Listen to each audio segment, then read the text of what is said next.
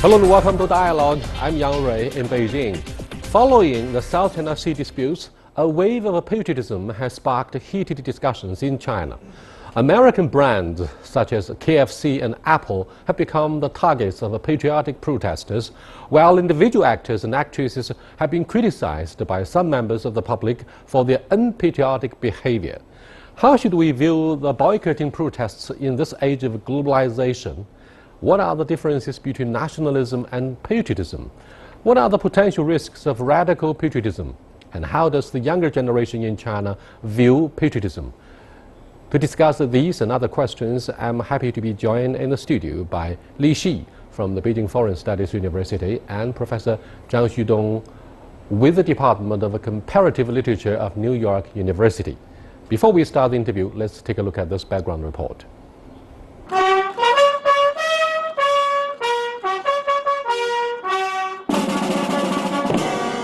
A solemn flag-raising ceremony at Tiananmen Square with thousands of people attending. The ceremony is held every morning at sunrise and has been a tradition since the founding of New China in 1949. People say the national flag-raising ceremony makes them feel patriotic. This is my first time here, and I'm so excited. I feel my country is rising, just like the rising of this flag and the sun. Patriotism, also known as national feeling or national pride, is a universal value worldwide. But the understanding and behaviours of patriotism vary from people to people.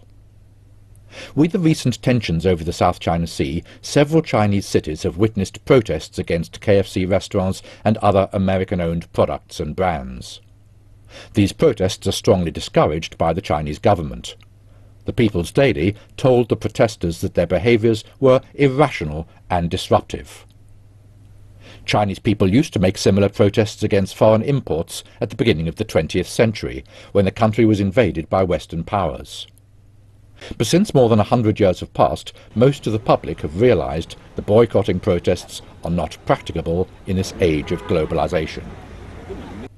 Teenagers in China have received patriotism education by learning history and visiting patriotism education bases since they were in primary school. The younger generation is also good at using social media to express their patriotism and political claims, sometimes in humorous ways.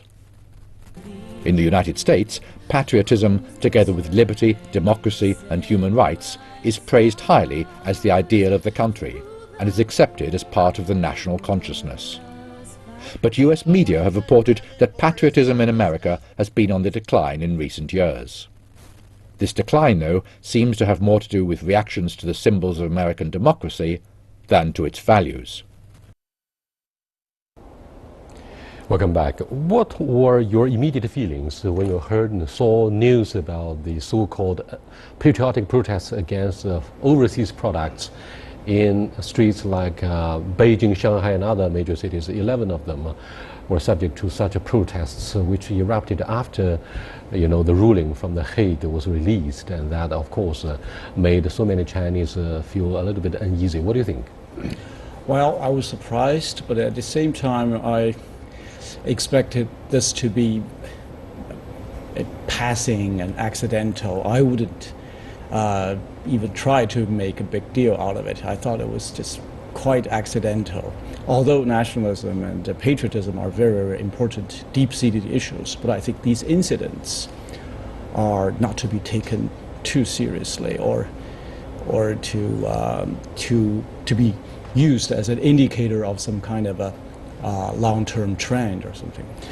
Professor Zhang, perhaps you have lived in the United States for a long time. I'm not sure if we got such a broad spectrum of public opinions characterized by diversity. Therefore, he does not take it very seriously. We should learn to live with such differences in the broad spectrum. Is that becoming a normal phenomenon for our daily life, to protest or remain silent? What do you think? Well, certainly this is not the first time that such a protest happened in China. But like every time it happened, it does not really do anything to help ourselves to be more patriotic or help this nation in any sense. Although although it happens more than one time, more than one location, and involves more than one individual, I do not think it's a mainstream phenomenon or mainstream mindset, because we can see that more and more people in China are taking rational perspective to view this incident. They think it's useless, and moreover, it could be harmful because like KFC, all those products, a lot of them, they're actually produced in China. So it's not really, in a sense, to say Apple is really American Apple. It involved a global effort. So I think such a phenomenon in China, although it happens, but it's not going to change much, and it's not the mainstream idea for most of people. One hunch concerning the reluctance of the Chinese government might be that such boycotting behavior might lead to the unemployment of Chinese nationals if you boycott products such as Apple and KFC. I mean, if such restaurants have all been closed, what do you think of the tidal waves of unemployment? That will quickly become a political issue, right? Yeah, I think the government does not have much incentive to really associate themselves with this kind of boycotting activities. In fact, the understatement of my question, forgive me for interrupting you, the understatement of my question is whether you regard the issue of patriotism as a double-edged sword. On the one hand, it may inspire millions of nationals to show their passion and love for the country. On the other hand, you know, what the Chinese politicians are most concerned with during the period of transformation is social instability. Exactly. Go ahead. What's your analysis about such a sentiment? Right. Now, if we look at this incident happened recently, like the actress Zhao Wei and her movie, and also the protest against the KFC, although, like I said, it's not a mainstream phenomenon, but we can read the message. If we think from the positive side, is that unity is still one of the strongest value in this nation. So although me as an individual, I do not have much more channel to understand if there's more stories, what kind of stories behind those news. However, I can read the message from this is that Chinese people, or I think people of any nation, we do not want to see separation. We want us to live in a relatively stable atmosphere, to develop, to prosper. I think for this is the same as the government, right? So the government, I think they have no reasons to involve in such kind of incidents, and for rational citizens also against these kind of boycotting activities. Yeah. I agree with my fellow guest, and I want to add to that by saying that I think it's even a little far-fetched to suggest that the Chinese government stops short of supporting or endorsing it out of rational considerations. Even that, I thought, would be an understatement. Rather, I think that the state is overseeing this market economy development and the social stability, as you pointed out. And the incidents you pointed to took place rather in the consumer domain. I think these are to be viewed as isolated events, even though there are 11 similar attacks on protests across China. But I think on the whole, these probably should be viewed as isolated the events. Such protests may have been motivated by competitions commercially, right? That's a possibility. The next door shop, the across the street competitor, but not in But it's not about political perspective. Not even on a systematic, sort of organized way. That's why I tend to consider these events as separated. But I'm afraid isolated. your analysis about such behavior is perhaps undertaken in the context of globalization. On the one hand, patriotism is said to be one of the strongest universal values that we share around the world. On the other hand, we have an increasingly free movement of products, services, human resources, technology, ideas across traditional borders of nation states. And therefore, given the deep integration of Chinese economy into the rest of the world, it's so difficult, to protest and boycott overseas brands. Perhaps this is the strong understatement of Professor Zhang. Right. And getting back to the conspiracy problem, and even if it's a conspiracy, even if it happens, who would really believe in those conspiracies? Who will be influenced? Because You see nowadays in China, for example, KFC, it opens more than 5,000 chain stores in China in over 1,000 different locations. Even though there's 10 different protesting that mentioned in the news, but the impact of it is really minimum. And the cell phone, right. If I buy an Apple cell phone, I have a lot of friends around me who buy Apple instead of a national brand cell phone, but it does not stop them from a patriotic person, I believe. Right. So I think even as a conspiracy, it might not likely to be effective. And Chinese people's mentality, if I can say that, it's a paradox I see sometimes. On one hand, like Mr. Yang said, we love our own country, right? It's a national protest to say we are a stronger nation, and this is probably influenced by our contemporary history, because there is part of the history while China and the Western countries have very unhappy past, history involved. But at the same time, a lot of people, when they buy products, they favor foreign brands. It's a paradox.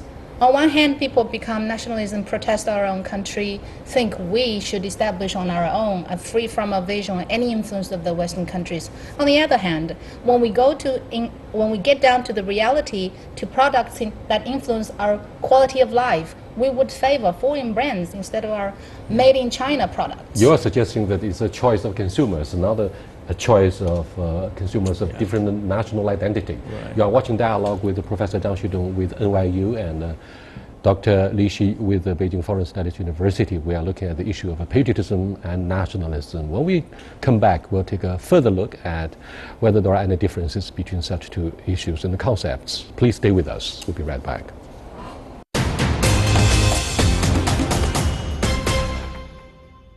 Welcome back. Professor Zhang, what do you want to say about the protests that are getting violent sometimes, and that could take us back immediately to what happened in the year 2012 after the alleged purchase of Diaoyu Islands? Protests broke out in so many cities, first and second-tier cities, where young students, consumers took to the street in protest against the Japanese discourse about the history of Diaoyu Islands and the issue of sovereignty. Yeah, that was a much touchier issue, the Diaoyu Island. The Sino-Japanese relationship usually produces high emotions, But the protest you mentioned a moment ago, I wasn't really surprised by those. I thought these are just things happening, from time to time. I was truly surprised, though, by the counter protests. I wonder whether you have seen some of them. People posting on the internet with a pistol, an axe on the table. People are dining at KFC. Say, whoever those patriotic nationalist thugs just show up trying to challenge me, and I will kill you. Ooh, yeah, that's a lot of theater in that. It's too much political theater. So that kind of a protest, or KFC in this particular case, is used as a kind of a theatrical setting for some kind of a venting of internal political grievances or so it always ends up being a channel of communication for something else. So that I thought was equally interesting if we try to... Usually, people, particularly Chinese, find it very difficult to question the integrity of being patriotic.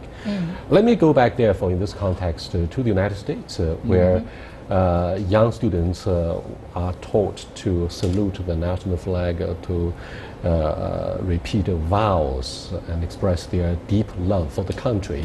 But the American media would never ever describe such a behavior as a nationalist, whilst it seems in other parts of the world, whenever there are anti-West sentiments, those who have such a behavior tend to be characterized with the expression of nationalism or nationalist sentiment, which of course obviously carries negative implications. What do you think, having lived in the United States? Yes. Do you have such experiences? Yes. My kid went through all these things at schools, but I thought there is a very natural, unchecked celebration of American identity in America. There is this visible pride, and it's considered fully justifiable, even admirable, because Americans take great pride of their country, their institutions, their history, their culture, everything. And there's nothing wrong with it. Look at all these major sports events. There's American national anthem. Well, that's a mimic warfare. It's a different occasion. In all these occasions, it's, I think, simply put, it's my patriotism, your nationalism.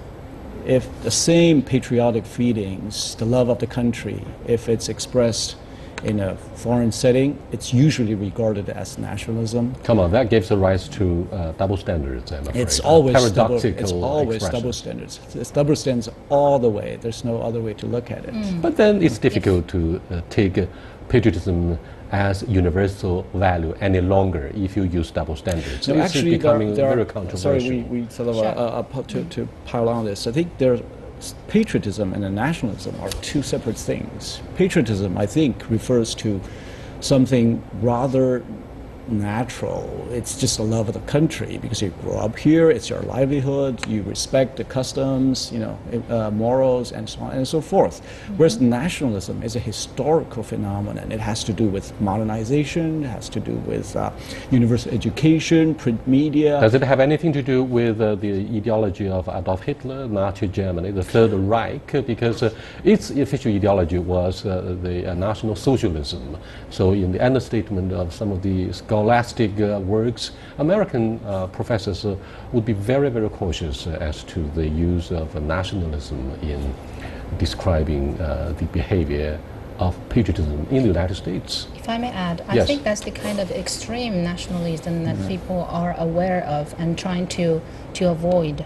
And when talking about nationalism, I think one thing, as I observed, that is different from China and America is that Chinese people, we have a strong concept in our mind as a country as a home. Well, as American, like Professor John, you live in America, I'm not sure if American people, when they talk about home, they mean more about individual, home built by individual effort, or a country as a home. So when Chinese people, when we talk about our country as a home, everybody has the responsibility to defend this country, to help this country, and to stay loyalty to this country. Although the concept might be similar in American people's mindset, but it could be different because in American society, I think there's not one thing called American identity, the same thing to unite people together. But there's something similar for every Chinese people because we're born and raised up in this land. We have the similar culture and history, and it's one race. Primarily, one race from this place for thousands of years. And once I had a conversation with an American friend, which I was very impressive, because I said, if once China war broke in China between other countries, I'm sure not a people, they would want to join the army to defend for our nation. But the response from my American friend, which surprised me, he said, if that's the case, I am not sure because some people may pack up in America and go to other safer places. So there's a different understanding about country, the concept about country. So in America, I think the idea about nationalism or patriotism is we love this place and we build this place to be a better one.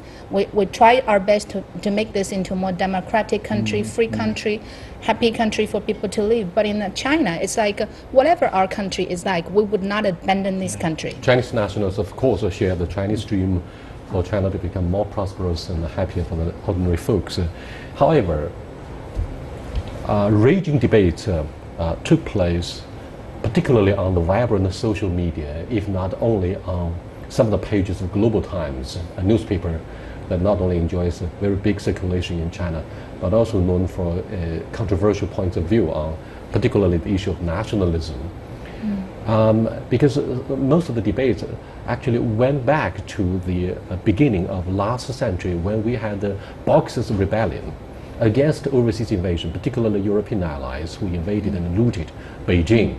That became very bitter memories, and a lot of the Chinese nationals are still awash with such historical memories. The mere mention of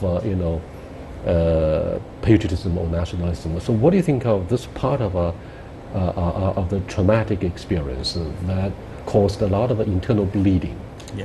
And a lot of sense of history. Yes, you're absolutely right. I think the choice of the word trauma pinpoints the issue.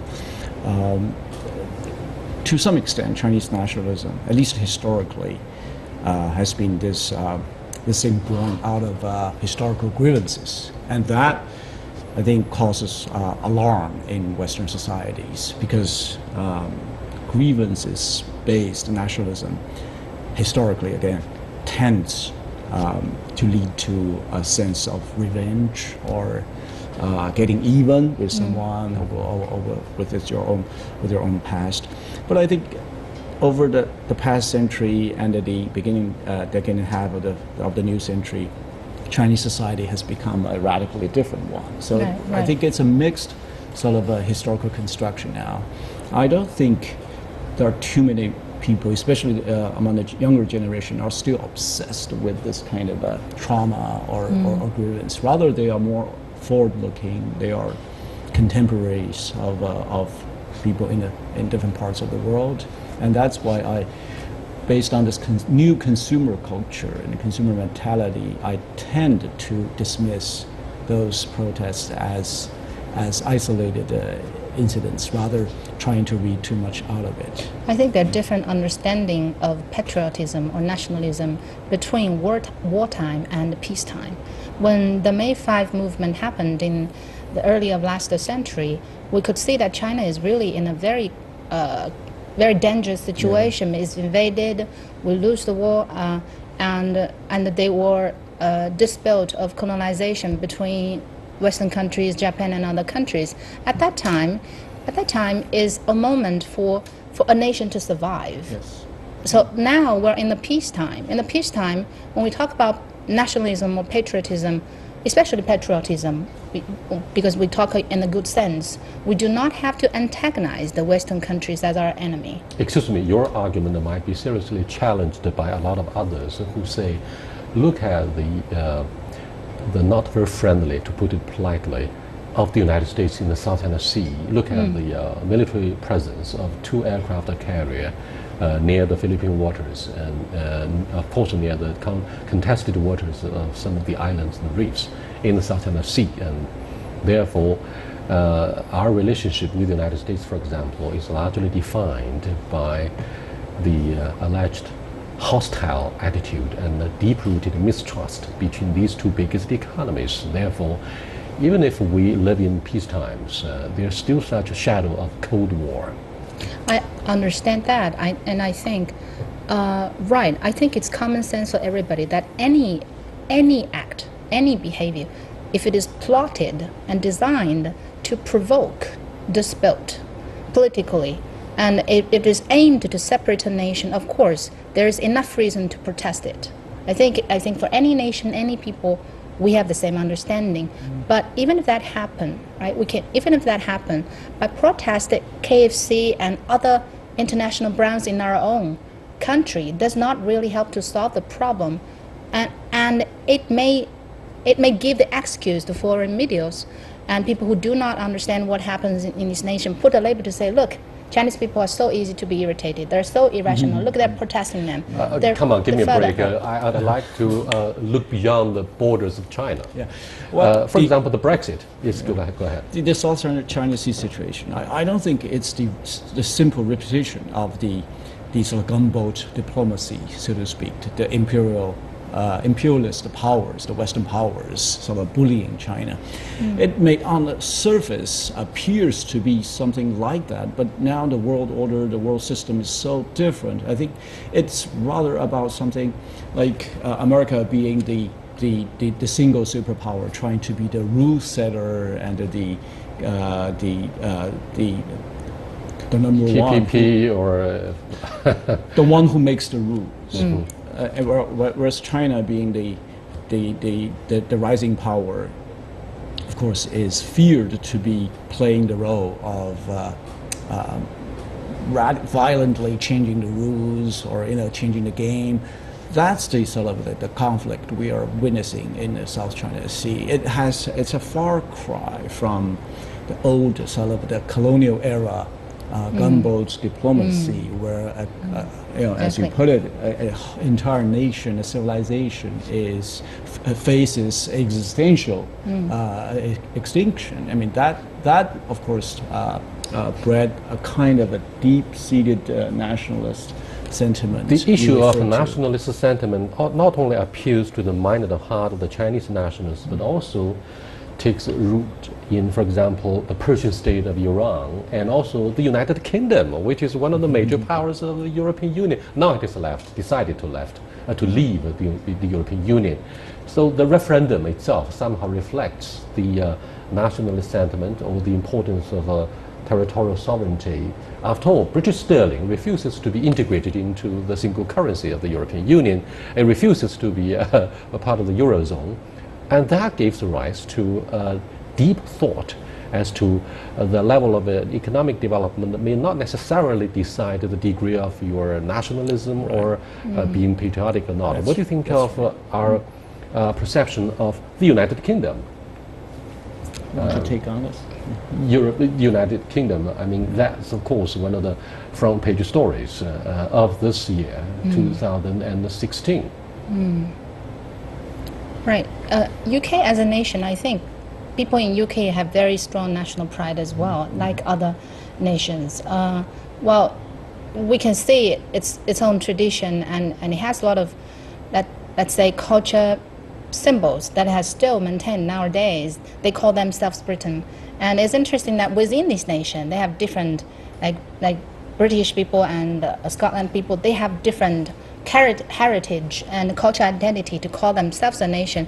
I clearly see patriotism in the framework of Britain as well. And in China, it's interesting. Although we have different parts of our country, we have 56 different ethnic groups, and we have our own diversity. Chinese people, like I said just now, we love our nation like we love our family member, like we love our father or mother. We call this our motherland. I'm not sure if people in UK or US or any other place love their government as if they love their father or mother. Analogy is that, you know, when the year 1999, when Macau returned to China, there's a song that everybody knows in China. In the song, it sings that the son has returned to its mother's home, like that. So I think that's an interesting phenomenon to observe about the nationalism of Chinese concept. That's probably difficult to find in that other would be nations. unthinkable in the Anglo-American. Very quickly, the last question, very quickly, before we wrap up this very enlightening discussion about the patriotism. What do you think should be the most reasonable and rational way of expressing one's patriotic sentiment if boycotting overseas products should be dismissed as unreasonable and harmful ways? Well, that's actually a very complicated question, but simply put, I thought just to, if you love your country, you should fully participate in constructing a better society in your own country. I think that's the most rational and constructive way of demonstrating your love of the country. Being constructive instead of destructive about your own behavior. Being constructive includes being constructively critical. That's a very deep thought. Well, yes, I would simply say in peacetime, patriotism means that live your own life well, be a good person, do your job, have a good build your family well, and make your own contribution to be a constructive member of the society. I think that's the most important thing. If you build your own life well, like different individuals getting together, we make effort, we move the society forward. Thank you very much. With that, we come to the end of this discussion about the sense and sensibility in the age of globalization. I'll see you next time. Goodbye.